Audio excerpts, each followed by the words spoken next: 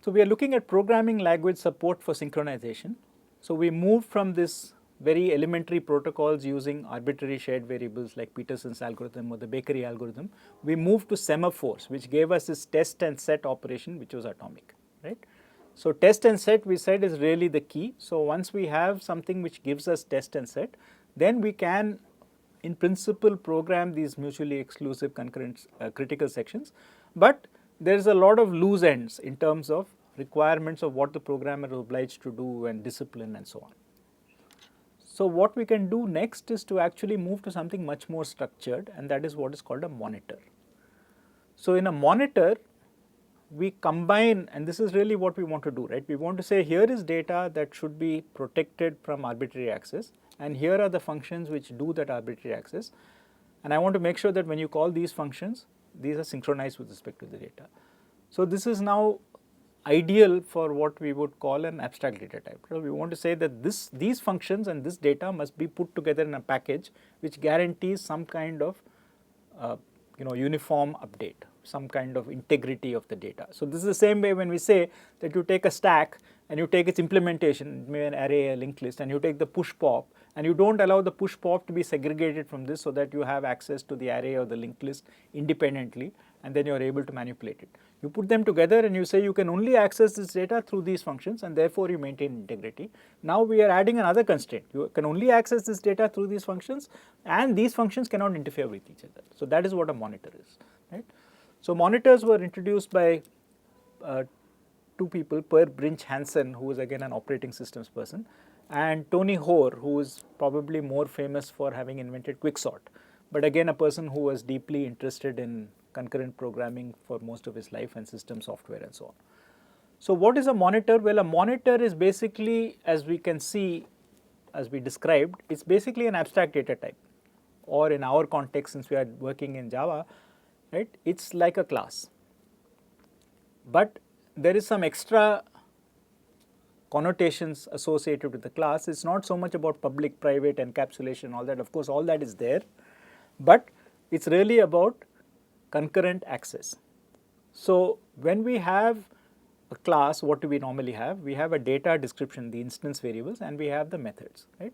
So remember our earlier accounts based thing, we had this bank account which is an array of 100 doubles, and we wanted to have this transfer and audit functions which were available on this. So earlier we had two separate things, right? So we had an audit class, I mean the functions could operate on this audit class.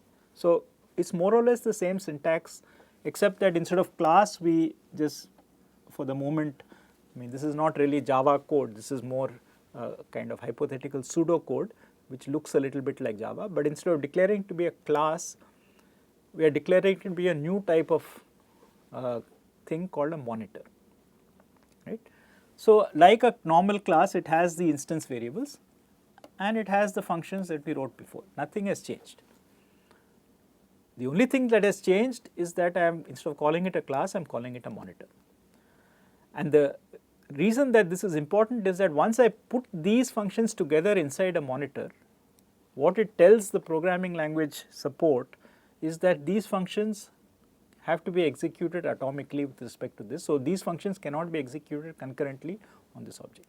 So if I start a transfer on a particular bank account, I cannot simultaneously start an audit, or if an audit is running, then the transfer has to wait, right? So this is a built-in feature of monitors.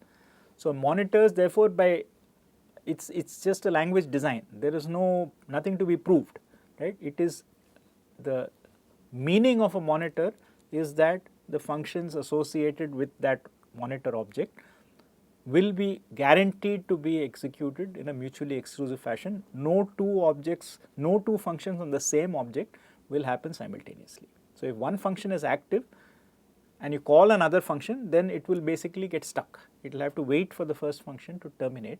So what we will see is what it means for functions to terminate and wake each other up and so on.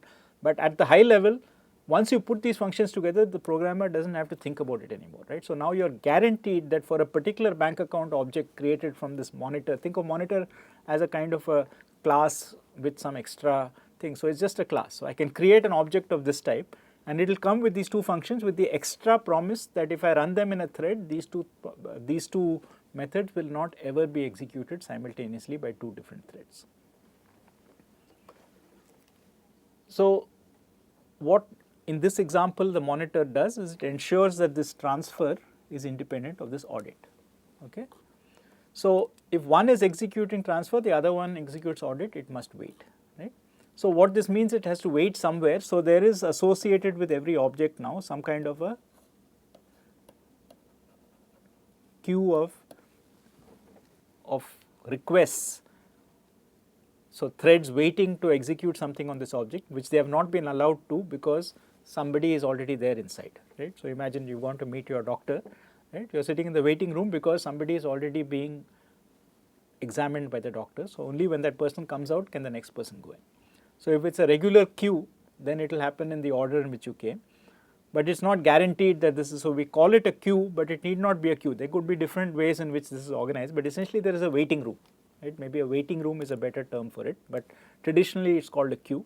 So, you have an external queue or an external waiting room where all the threads which are trying to get access to this object, to the functions of this object, are waiting until the currently executing function releases the object, and then you can proceed, right. So, this is how a monitor works. So, there is this external queue or external waiting room where everything waits. Now, let us look at our old example again, right. So, suppose we have some bank account with 100 bank accounts, and then we execute two transfers, right, concurrently. Now, we know that these two transfers cannot interfere with each other. So, the outcome of this transfer is going to be fixed. So, what we are doing here is we are transferring 500 from I to j, right. So, 500 from I to j, and then we are transferring 400 from j to k, right. So, since j is getting 500, it does not matter really what j had before. Even if j did not have 400 before, certainly after it gets 500, it has enough to make the transfer. So, logically these two transfers should go through, right. If I execute the transfer from I to j followed by j to k, they should go through. But now the problem is, of course, these might be in two different threads, so these might happen out of order. So, I might try to transfer 400 from j to k before I transfer the 500 from I to j, right. And you can imagine that this might happen in a real bank, right. See, when the person comes to work nowadays, of course, things happen on NEFT and all that. So, you do this electronic banking and things happen overnight and so on. But usually in a traditional bank, if you are writing checks, for example, then on a given day, there will be a number of checks which are awaiting processing for that day. Some of these checks will be outgoing from your account, some of these checks will be incoming into your account. So, say it is a salary day, there is a check which is from your employer which is paying into your account, and then you have also written a check to pay your rent. Now, if the person tries to pay the rent before the salary is credited, maybe your account will go negative. But the bank has to resolve this. So, the bank will usually try to make sure that all the deposits are made before the payments are made. But what if the deposits are from one to another, right? Your deposit may be coming from another person's payment, right? So, that payment will have to wait, and so it is not very easy to reconcile this, right? So, there may be no sensible way to make sure that you find an order in which you can actually execute all these things without blocking. So, since this should always succeed, how do we deal with the situation where it fails and allow it to retry in some sense, right? So, we want to say that, okay, right now this 400 transfer is not working because the 500 I know is going to come, maybe I do not know, but I am hoping that something will come to release it. So, let me put this aside and come back and try it later, right? So, if we do this 400 transfer before the 500 transfer and j does not have enough balance, we have a problem. So, what we would really like is a kind of waiting mechanism. So, I try to check whether the source account has enough to transfer, and in the earlier situation, the simple explanation that I had before, the simple implementation, if this was not the case, we just return false. We say this transfer is not possible, right. Now, we are saying that maybe that is a bit too harsh. Maybe it is possible provided something comes to balance out this transfer. So, I want to wait for it, right. And once that happens, I will go ahead and do the transfer. So, the question that we are going to talk about now is how to introduce in this monitor mechanism. See, the monitor mechanism otherwise will say you cannot just wait here, that is another problem, right. I mean, if I am just hanging around here, right, notice that there is only one accounts array. Anybody who is to put money into this accounts array needs access to this transfer function. But I am sitting in this transfer function preventing everybody from having access, right. So I want something to happen to make this transfer possible, but I cannot make that transfer happen until I get out. So I need to get out to allow somebody else to transfer money into this account so that my 400 transfer can go through. So I need a way of exiting the monitor without starting from scratch. I need a way of saying that I am waiting, right, and please let me know if something else happens. So I need a graceful way to sit outside and wait for something to happen without terminating this function. So all other processes are blocked out while I wait, right. So therefore I need to suspend and release the monitor for somebody else to proceed, right. So I need a kind of a different waiting room, right. So I am waiting for the process to change. So I cannot be waiting outside, because I am waiting outside if I have never had access to the process. So remember, I had this object, right, and I had an outside queue where I am waiting for access. Now I came inside here and I wanted to wait somewhere else, so there must be an inside queue, right. So these are people who had, these are processes or threads which started doing something and then they realized that there is something not quite correct about the state of the object, so I cannot finish my job. But it is possible that some other objects will come and some other threads will come and fix the problem for me. So let me wait till then, right. So we have an internal queue as opposed to the external queue. So the external queue are threads which have never started, right. So they came to try to do something and there was already some other thread executing inside this object, so they were waiting. Internal queue is threads which came in, did something halfway like this. They came to a situation where they got stuck and they felt, okay, this is not a deadly situation, maybe I can get out of this situation if only someone will cooperate with me, so let me wait for somebody to come and rescue me, right. So then they have to still step aside, because if they don't step aside then nobody else can make progress, right, everything else is blocked. So because only one thread can execute inside a monitor at one time. So if I am sitting there, I have to wait, I have to have a way of suspending myself and taking myself out of the picture to let the other thread through. So of course now the symmetric thing must happen to wake up. So remember earlier we said, even when we looked at semaphores, that when you release a semaphore you wake up the people who are waiting, right. So there is an implicit idea here that when one thread exits a monitor, it wakes up people from the external queue. But how do you wake up people from the internal queue? So there are two queues, remember. So exiting your function is a way of saying that nobody is occupying this monitor anymore. So anybody who is waiting to get in for the first time is now able to get in, and then there is some priority protocol by which that thing is chosen. We don't care exactly for the moment how it happens, and we cannot predict also how it happens. But here we are saying something different. We are saying that the state of the monitor has changed, so those people who are waiting inside can now be told that you should also be in contention, right. So next time when I wake up, I could either wake up somebody from the internal queue or the external queue. But if I have not changed the state of the monitor, then I should not do this, because it is useless to wake them up, right.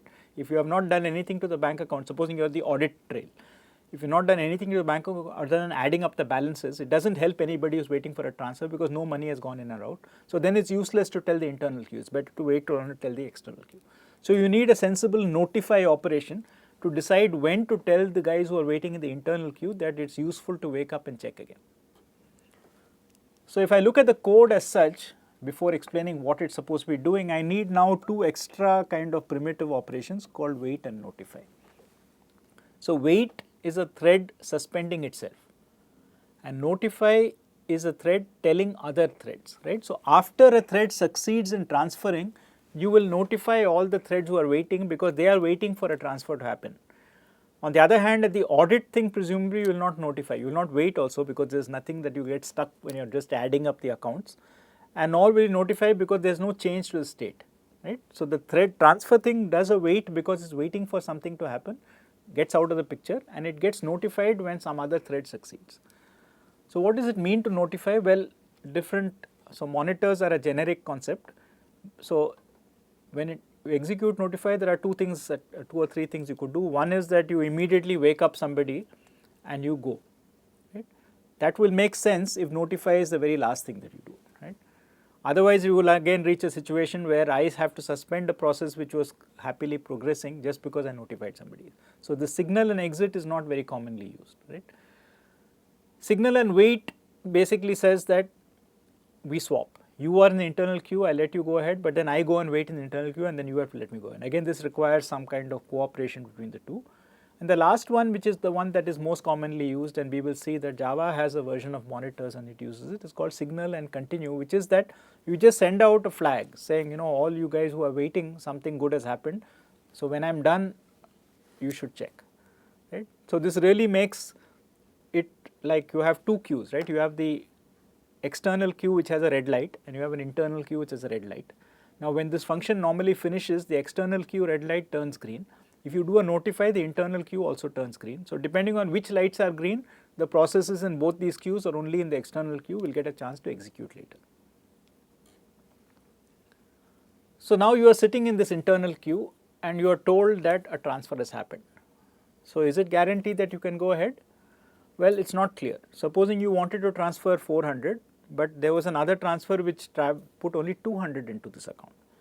Then your problem is not resolved yet. So you cannot automatically assume that because you woke up, the condition that you were waiting for has actually become true. It might be something which is not affecting you at all. It could be a transfer to another account, not the account you are waiting for, or it could be insufficient. The other situation that can happen is that you wake up, right, believing it to be true, and then by the time you do something, again something has happened, right. So you could be again interleaved between notification and running. So in general, what you need to do is make sure that you check this condition. So earlier, if you remember, right, we had put an if.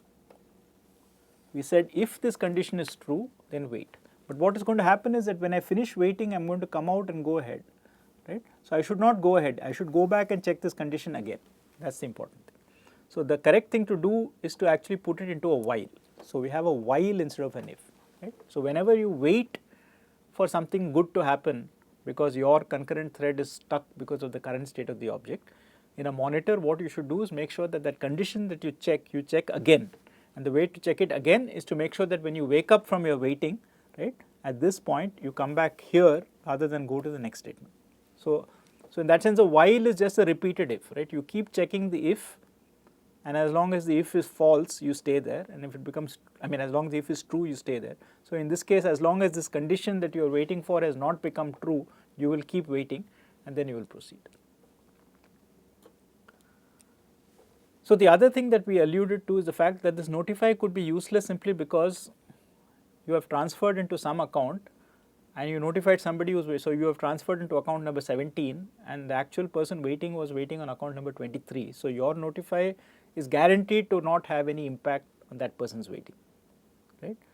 So you ideally having this one internal queue is a little bit crude because they are all waiting for different things, and if anything happens which may or may not help any of them, all of them get woken up.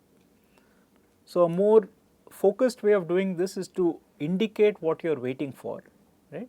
So in this particular case, we could have more than one internal queue, and this internal queue is in some sense tied to the bank account for which we are expecting a change. So we are trying to transfer 400 from J to something. So we are only interested in changes to J. If changes happen to accounts other than J, we are not interested. So we are in queue J. Similarly, somebody else will be in queue J prime or queue K or queue L, right. So here what we do is we have a separate, remember this is all not real Java code but just some pseudo code to indicate the principle. So in our monitor, we would separately indicate an array of queues, for example. And now instead of just a simple wait, if I am trying to transfer money from a source account to a target account, the problem is that the source account does not have enough funds. So I need money to come into that source account. So that is the place where I wait. I say I am in the queue waiting for a change to this account, and the account I am waiting for is the source account. Okay. So so this account is waiting for the source account, and on the other hand, when I finish, right, whom do I notify? So the person whom I have to notify, presumably in this context at least, is the person who is waiting for funds to come in. So I have just transferred money from some source to some target. So the person who is likely to benefit from this is the person who is waiting on the target account, right? So I wait on the source, but I notify the target, right? So earlier we just had a single wait and a single notify. So everything went into one queue. So all the processes that were, all the threads that were waiting for whatever they were waiting for will get notified. Now I have a more focused way to notify. I'm saying I'm waiting for something to happen on this account, and when I finish some transfer, I say I will notify people who are waiting on that target account. So if the target account has nobody waiting, it has no effect. Otherwise, it will only wake up those people who are waiting for that target account. All the other people who are waiting for other accounts to change will not get unnecessarily woken up because nothing has changed for them, right? So these are called condition variables, right? So for when I'm suspending myself, I'm suspending myself for a reason. Now this is one particular method, so you know why everybody is suspended for the same reason, namely that there are insufficient funds for a transfer, but that within that reason there is a sub reason, which account did not have sufficient funds for transfer, and so you can separate it according to that. In a more sophisticated example, you might have many different ways in which people get suspended or threads get suspended, and each of them might be notified by different actions which rectify that problem. Right? So it's good to separate out the reason for the waiting, and that is what's called a condition variable. So when you wait, you say I'm waiting for this condition to be true, and when you notify whichever conditions could have changed because of what you have done. So then there is a match between those who are waiting and those who make changes which update. So monitors are actually what Java uses, as we will see, in order to provide so remember, our whole goal is to provide programming language support for synchronization and concurrent threads. So we started with this kind of mutual exclusion protocols which were manufactured just from normal variables like Peterson's protocol.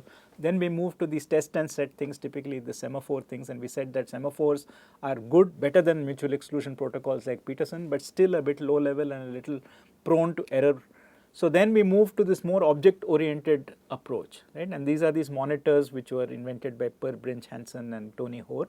So these are like abstract data types. The only thing is that all the methods which are stored inside a monitor have an additional guarantee that they are mutually exclusive. So it's a programming language promise. If you put it into a monitor, these things will never execute in parallel, and so there is an external queue obviously which then has to store all the people who are waiting for access, and whenever a thread finishes it gets released and the queue gets processed and so on. But then we saw that sometimes there may be something which is temporarily not available because there is a batch of operations which needs to be performed and the state may later become favorable. So we added this flexibility of wait and notify. So we said that a thread which is not making progress because of some problem with the state of the object may choose to not fail, but rather to retry. And to retry, unfortunately, because of the semantics of a monitor, you cannot retry while waiting there because you are blocking the monitor from anybody else changing, and you cannot change the state except through this monitor. So you have to move aside to an internal queue, and then when you finish doing something, then you notify the people in the internal queue. And then we can make this finer by having multiple internal queues. So there are these condition variables. So you can say I am waiting for this to happen, and then when you proceed and you make some progress, then you notify everybody whose condition could have changed because of you. So you have a kind of conditional wait and a conditional notify.